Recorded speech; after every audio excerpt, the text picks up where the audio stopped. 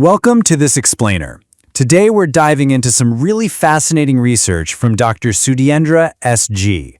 This is all designed to help us, especially those of us who are educators, get to the heart of how learning really works. We're going to unpack a super important distinction, the difference between just knowing facts and truly understanding concepts. So, let's just jump right in. We live in a world where any fact is literally just a click away. But that brings up a huge question for education today, right? If our students can find any answer in seconds, do they actually understand the question they're asking? There's this massive gap opening up between having access to information and really, truly getting it. And that leads us to a fundamental problem with how we've often done things. For years, so much of education was about memorizing stuff. But as we're about to see, just filling a brain with a bunch of disconnected facts doesn't prepare anyone for the real world. So let's dig into why fact-based learning, all by itself, just doesn't cut it anymore. Now take a look at this because it lays out the difference so perfectly. On the left, you've got your what and who questions. They're asking for a single, simple fact, H2O, a person's name. You can find those in a heartbeat, but look at the right side, why and how. These questions demand something deeper, a real conceptual understanding of things like density or how economies work. You can't just Google that kind of deep knowledge. Dr. Sudhendra's research puts this in such a powerful way. Facts are the cheap currency of our time. I mean, think about it. In an information age, if something is everywhere and instantly available, its value goes down. Facts are crucial, don't get me wrong, but they're just the starting point. They're the surface-level stuff. Concepts, on the other hand, are the priceless framework. A concept isn't just another piece of information. It's more like a mental model, a blueprint in your brain that connects all the different bits of knowledge. This is what lets real innovators and leaders take what they know and apply it to problems they've never seen before. And this, right here, is probably the best way to picture it. Imagine every single fact a student learns is just one little dot on a huge piece of paper. Without concepts, all they have is a random mess of dots. But when they start to grasp the concepts, they can draw the lines between them. And suddenly, a bigger picture emerges. That's where the magic happens. That's real learning. Okay, so let's shift gears a bit and look at the neuroscience behind this.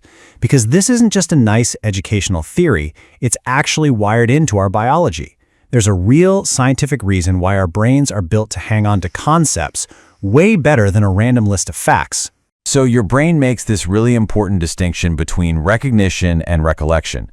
Recognition is the easy stuff. It's passive. It's that feeling you get when you reread a highlighted textbook and think, oh yeah, I remember seeing that. But did you really learn it? Probably not. Recollection, though, that's the heavy lifting. That's when you have to actively pull a concept out of your memory. Every time you do that, by quizzing yourself or trying to teach it to someone else, you are literally making the neural pathways in your brain stronger. You're forging real, lasting knowledge. Now, let's look at some real-world proof. The greatest thinkers, the biggest innovators all over the world, they don't just operate on facts. They are absolute masters of thinking in concepts. You've got Richard Feynman, the Nobel Prize-winning physicist. His whole famous learning method is based on this idea. He said you don't really understand something until you can explain it in your own simple words. That process forces you to stop just reciting facts and actually build the concept for yourself. And that idea of connecting things is exactly what made Steve Jobs a genius. He didn't invent most of the tech that Apple used. What he did was connect concepts from totally different worlds. He famously took what he learned in a calligraphy class and applied it to computer design. That's a perfect example of concept transfer, and it gave us the Macintosh. Elon Musk uses this incredible analogy of a semantic tree. He says you have to learn the big, fundamental principles first. That's the trunk and the main branches. Only then can you get into the details, the leaves. If you start with the leaves, you've got nowhere to hang them.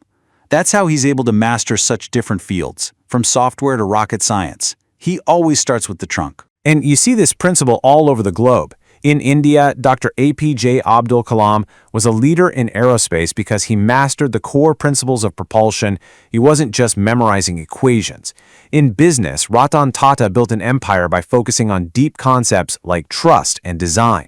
Even entire school systems, like the CBSE schools, saw a huge jump in problem-solving skills when they shifted to questions that test concepts, not just memory. Okay, so we've covered the why, we've seen the proof. Now for the really important part, especially for all the educators watching, the how. How do we actually take our classrooms and shift them from memorizing facts to building concepts? Let's get into some practical tools. So this is the big question, isn't it?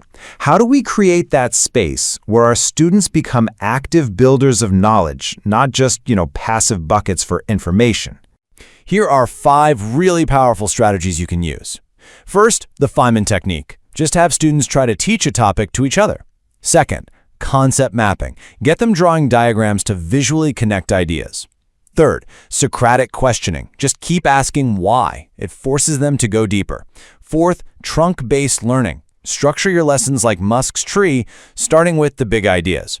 And finally, active recall. Use frequent low-stakes quizzes to force them to pull that information from their memory. All right, hopefully you're feeling a bit inspired. Theory is fantastic, but taking action is what really counts. So here is a super simple, concrete exercise you can try in your classroom, literally tomorrow, to start making this happen. Just start with a simple fact everyone knows. Something like the Earth revolves around the sun in 365 days. Okay, great, but don't stop there. Start asking why and how. Why that specific number of days? What does the tilt of the Earth have to do with anything? How does that lead to seasons? And how do seasons impact something like farming? All of a sudden, one dry fact blossoms into this rich, interconnected web of concepts, linking astronomy, physics, and even biology. You're connecting the dots right there in the classroom. So, what's the big takeaway here? As educators, our goal isn't just to create walking search engines. Our job is to build thinkers. Because at the end of the day, facts might get a student through an exam, but it's a deep, conceptual understanding that empowers them to solve brand new problems, to innovate, and really truly change the world. So ultimately, while facts are definitely valuable, they're the building blocks. It's the conceptual framework you help your students build that is truly priceless. Thanks so much for joining this explainer.